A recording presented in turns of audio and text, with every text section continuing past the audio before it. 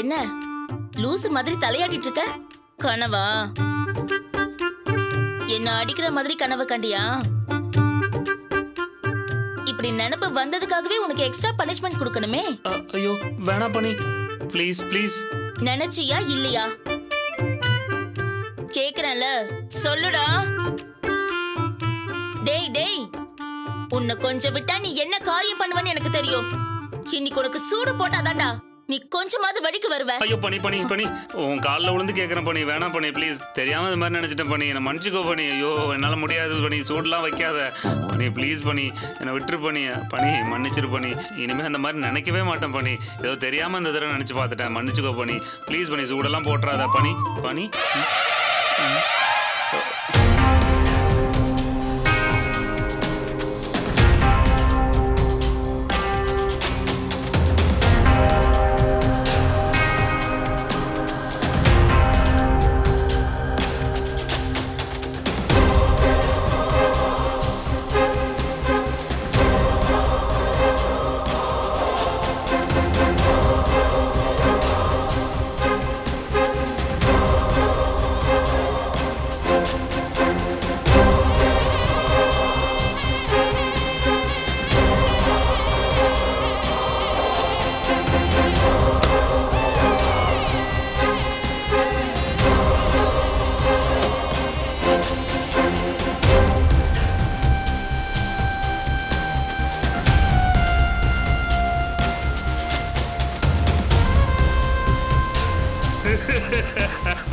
ஐயோ ஐயோ ஐயோ ஐயோ, போச்சு போச்சு,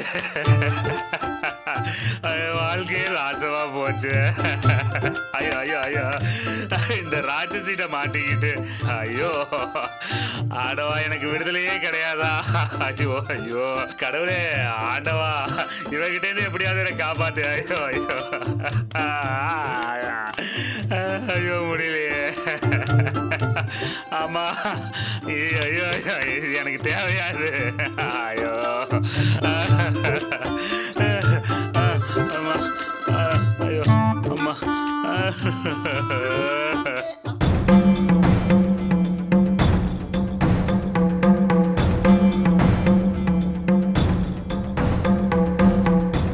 நீங்க தானே மதி? உங்களை டாக்டர் கூப்பிடுறாங்க.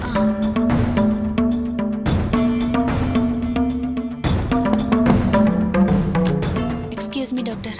வாமா மதி, உட்காரு. 2 minutes ரிப்போர்ட் வந்துட்டோம். சரிங்க டாக்டர். பயப்படுற மாதிரி எதுவும் இல்லைம்மா. நானும் அந்த நம்பிக்கையோடு தான் இருக்கேன்.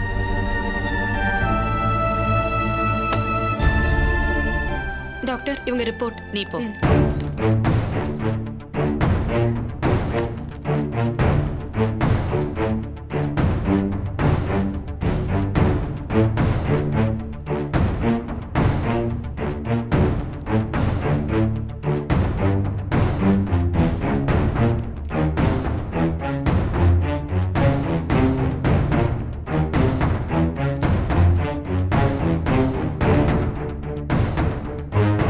மதி, அன்னைக்கு நான் கொடுத்த டேப்லெட்ஸ் சாப்பிட்டு தானே? சாப்பிட்டேன் டாக்டர். என்னாச்சு டாக்டர்? இல்ல, கரு கலையறதுக்கான டேப்லெட்ஸா அன்னைக்கு நான் உனக்கு கொடுத்தேன். என்ன ஆச்சுன்னு தெரியல, கரு கலையாம அப்படியே தான் இருக்கு.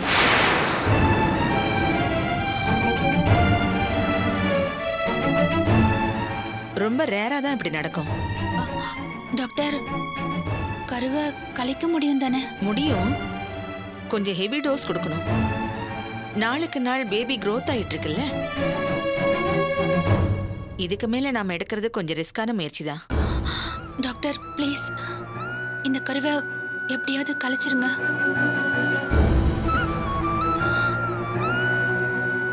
Please doctor. ஓகே, இந்த வாட்டி பவர்ஃபுல் டேப்லெட்டா தரேன். 2 நாளைக்கு போட்டுக்கோ, சரியாயிடும்.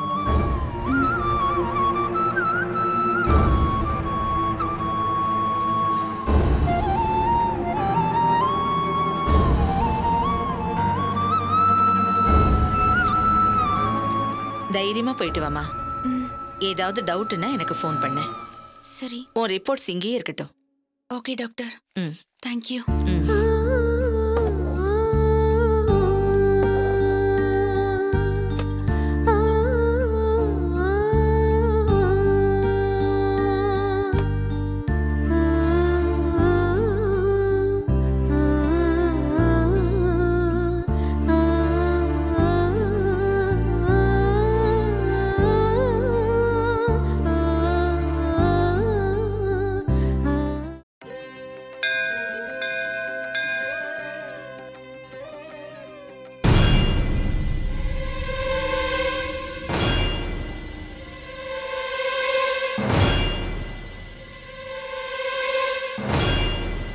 தேங்காய் ஒண்ணு கட்டணும். என்ன பேரு? நித்யாங்கிற பேருக்கு தேங்காய் ஒண்ணு கொடுங்க. சரிம்மா.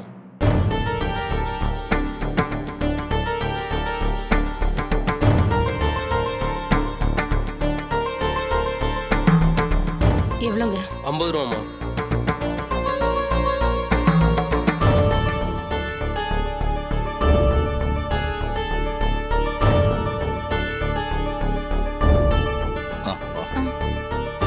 வாங்கம்மா. வாங்க சம்பந்தி.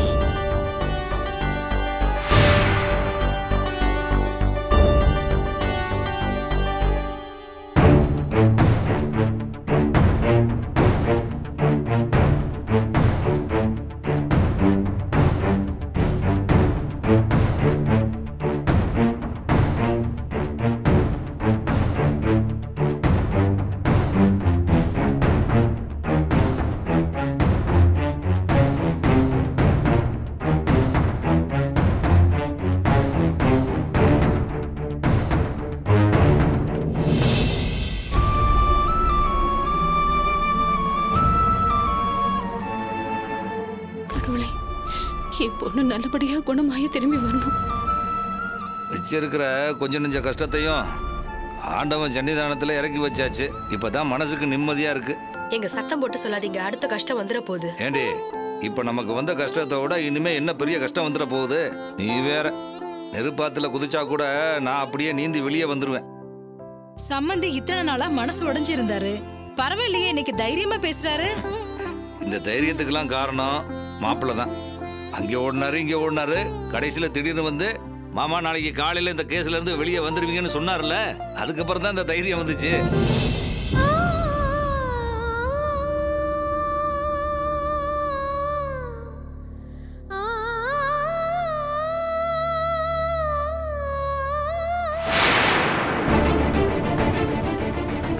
ஜெயிலே நம்ம குடும்பம் வாழ்ந்து முடிஞ்சுடுமோன்னு நினைச்சேன். அப்பா இப்பதான் அப்பாடான்னு இருக்கு. அந்த துறை வீட்டு ஆளுங்க நினப்புல மண்ணு விழுந்துருச்சு. போது விடுங்க. எதுக்கு இங்க கோவிலுக்கு வந்து கொலகார குடும்பத்தை பத்தி பேசிக்கிட்டு? வேற ஏதாவது நல்ல விஷயம் பேசுங்க. நீ சொல்றதும் சரிதான். இனிமே நமக்கு எல்லா நல்லதும் தன்னை போல நடக்கும். நம்ம மாப்பிள்ளைகிட்ட சொல்லிட்டு வந்தது மாதிரி நாம நினைச்ச அந்த ஒரு காரியம் நல்லபடியா நடந்துருச்சுன்னா அப்புறம் நம்ம 2 பேரும் நிம்மதியா போய் சேர்ந்துடலாம்ல. எதுக்கு சம்பந்தி இப்படி அபசகுணமா பேசுறீங்க? பாபு மதி கல்யாணம் நீங்க நினைச்சபடி நல்லா நடக்கும்.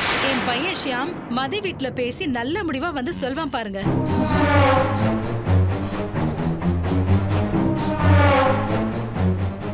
அந்த தைரியம் தான் எனக்கும்.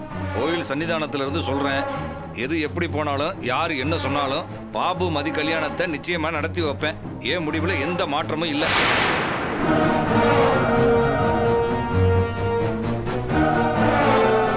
நீங்க நினைக்கிற அளவுக்கு இது ஒண்ணும் பெரிய சிக்கலா இருக்காதுன்னு எனக்கு தோணுது.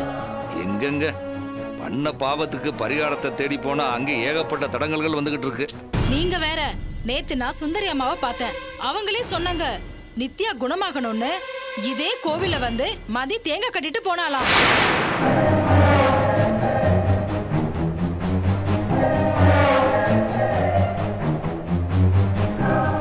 அதாங்க அந்த பொண்ணோட பெரிய மனசு. அதுக்கு யாரு துரோகம் பண்ணாலும் அதை பெருசா எடுத்துக்காம துரோகம் பண்ணவங்களுக்கே நல்லது பண்ணணும்னு நினைக்குங்க. அதாங்க அந்த பொண்ணு. அது அப்படி நினைக்கிற பொண்ணுதான். இருந்தாலும் நித்யா விஷயத்துல வேற மாதிரில சொல்லிருக்கு. நித்யாவால பாபு குடும்பமே கஷ்டப்படுது. அவங்க நல்லா இருக்கணுங்கிறதுக்காக அந்த பொண்ணு பொழைச்சு வரணும்னு வேண்டிக்கிட்டாலாம்.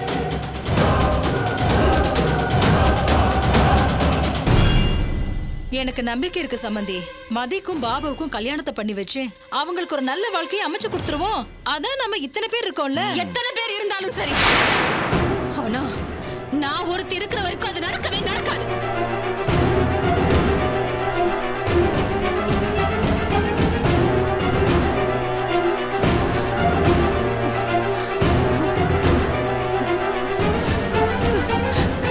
ஐயோ ஐயோ, கொலைகார பாவிகளா!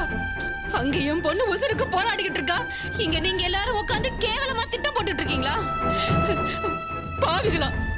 கடவுள்னு ஒருத்தன் இருக்கான், அதான் நீங்க செஞ்ச சதி திட்டத்தை என் கண்ணுக்கு காமிச்சு கொடுத்துட்டான்.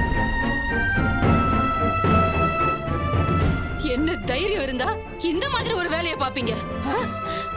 நான் கூட என் பொண்ணுதான் ஏதோ அவசரப்பட்டு இப்படி ஒரு முடிவு எடுத்துட்டான்னு நினைச்சிட்டு இருந்தேன். இப்படி கூட்டு களவாணிங்கள்ல ஒண்ணு சேர்ந்து திட்டம் போட்டா எந்த ஒரு பொண்ணுக்குமே கோபம் வரத்தான் செய்யும். இங்க பாருங்க, என் பொண்ணுதான் அப்படி ஒரு முடிவு எடுப்பா. ஆனா என்னையும் அந்த மாதிரி நினைச்சிடாதீங்க. உங்க எல்லாரையும் நான் உண்டு இல்லைன்னு பண்ணாம விட மாட்டேன். எப்படி எப்படி அவங்க 2 பேருக்கும் நீங்க கல்யாணம் பண்ணி வைப்பீங்க, நாங்க வந்து மொய்ய எழுதிட்டு போவோம்னு நினைச்சீங்களா? இனிமேதான் இருக்கு உங்க எல்லாருக்கும் கச்சேரி. தண்டனையில இருந்து தப்பிச்சிருவீங்களோ? அப்படி மட்டும் நடக்கட்டும்.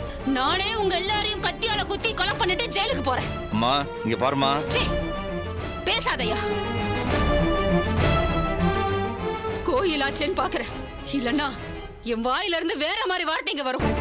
எல்லாரும் கேட்டுக்கோங்க, இந்த கோயில்ல வச்சு சொல்றேன். என் பொண்ணு அந்த நிலைமைக்கு ஆளாக்கணும் உங்க எல்லாரையும் நான் உண்ட இல்லைன்னு பண்ணல. என் பேர் வசந்தா இல்ல.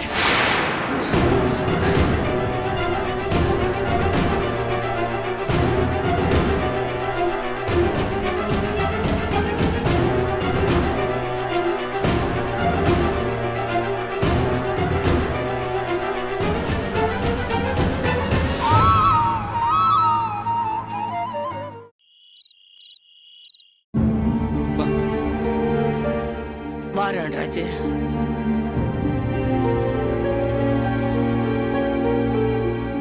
அக்கா அம்மா எங்கக்கா? பின்னாடி இருக்காங்க, கொஞ்சம் வர சொல்லுங்க. இந்த வர சொல்றேன். நீ சாப்பிடலையாப்பா? இல்ல பாட்டி, அப்புறம் சாப்பிடுறேன். அம்மா சூர்யாங்க? அவ ஃப்ரெண்டு வீட்டுக்கு ஏதோ புக் வாங்கிட்டு வரேன்னு சொல்லிட்டு போனா. அப்படியா? என்னப்பா கூப்பிட்டியா? ஆமாம்மா, நானும் திவ்யாவும் வர வழியில பாலுவோட அப்பாவை பார்த்தோம். எந்த பாலு? அதாம்மா என் கூட காலேஜ்ல படிச்சானே பாலு. சரியா ஞாபகம் இல்லையாப்பா, என்ன விஷயம்? அவரு நம்ம சூர்யாவை பத்தி விசாரிச்சாரு.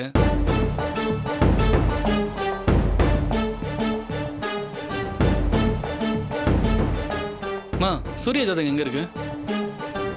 இப்போ சூர்யாக்கு என்னப்பா அவசரம்? ஏமா? இல்ல அவ படிச்சிட்டு இருக்கா. என்னம்மா நீங்க இப்ப இருந்து பார்க்க ஆரம்பிச்சாதானே சூர்யா படிச்சு முடிக்கிறதுக்குள்ள கல்யாண ஏற்பாடெல்லாம் பண்ண முடியும். இப்ப ஜாதகத்தை கொடுத்தாதானே மாப்பிள்ளையெல்லாம் தேடி அவங்க குடும்பத்தை பத்தி விசாரிச்சு நல்ல குடும்பமான்னு பார்த்து ரெடி பண்ண முடியும்.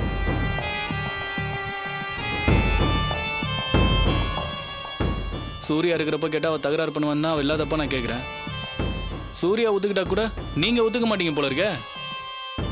இல்லப்பா, அது வந்து என்ன சுந்தரி, கூட பிறந்தவ எப்படி இருந்தா என்னன்னு நினைக்கிற இந்த காலத்துல தங்கச்சிக்கு நல்ல இடம் பார்க்கணும்னு நினைக்கிறானே, அது எவ்வளவு பெரிய விஷயம்.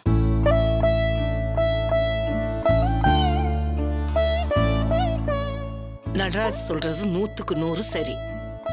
இது என்ன கத்திரிக்காய் வியாபாரமா? மார்க்கெட்டுக்கு போனமா வாங்கிட்டு வந்தமான்னு சொல்றதுக்கு.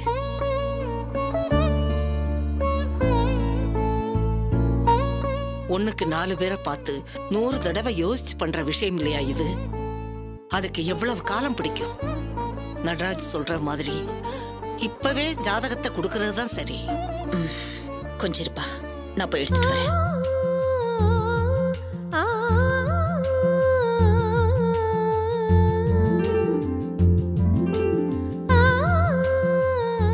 வாமதி, அதுக்குள்ள பார்லர் மூடிட்டியா? இல்ல பாட்டி, வெளியில கொஞ்சம் வேலை இருந்துச்சு, அதனாலதான் மூடிட்டு வந்துட்டேன். அம்மா, அம்மா எங்க? சூர்யாவுடைய ஜாதகத்தை எடுத்துட்டு வர போயிருக்கா. என்ன திடீர்னு? நல்ல இடம் வந்திருக்குன்னு நடராஜ் சொன்னா, அதான் எடுத்துட்டு வர போயிருக்கா. என்ன நடராஜ், இப்ப என்ன அவசரம்? இல்ல மதி, நமக்கு தெரிஞ்சவங்க கேக்குறாங்க. இப்ப கொடுத்தாதானே இன்னும் 2-3 வருஷத்துல சூர்யாவுக்கு கல்யாணம் முடிக்க முடியும்.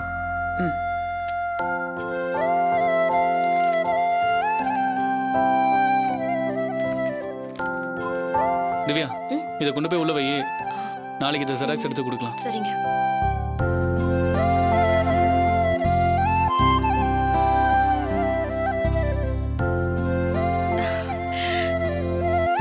வாங்கம்மா. வாங்க சமந்தி. வாங்க. வா சந்திரா வா, டிஃபன் சாப்பிடு. இருக்கட்டும்மா.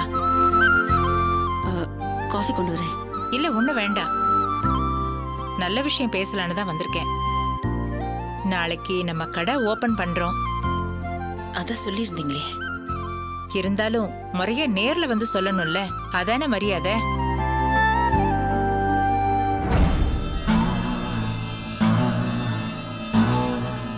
கடை ஓபனிங்னதும் அந்த வேலை இந்த வேலைன்னு தொடர்ந்து ஓடிட்டே இருக்க வேண்டியதா போயிடுச்சு. அது மட்டும் இல்ல, மதியம் வேலையை முடிச்சிட்டு வரட்டும்னு நினைச்சேன். அதான் சொல்ல வரத்துக்கு லேட் ஆயிடுச்சு. அதனால என்னங்க, பரவாயில்ல. இத நான் பணம் போட்டு ஆரம்பிக்கிறேன்னு நினைக்காதீங்க. இது உங்க கடை தான். மதி, மாப்பிள்ளை கிட்ட எல்லா விவரமும் சொல்லிட்டேன். இருந்தாலும் உன்கிட்டயும் ஒரு வார்த்தை சொல்லிடுறேன். இந்த கடை உங்க அப்பா பேர்ல இருக்கிற கடை.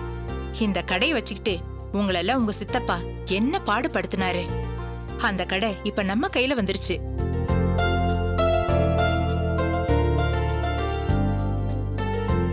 சுந்தரி, இந்த கடைய நாளைக்கு உன் கையால விளக்கேத்தி ஆரம்பிச்சு வைக்கணும்.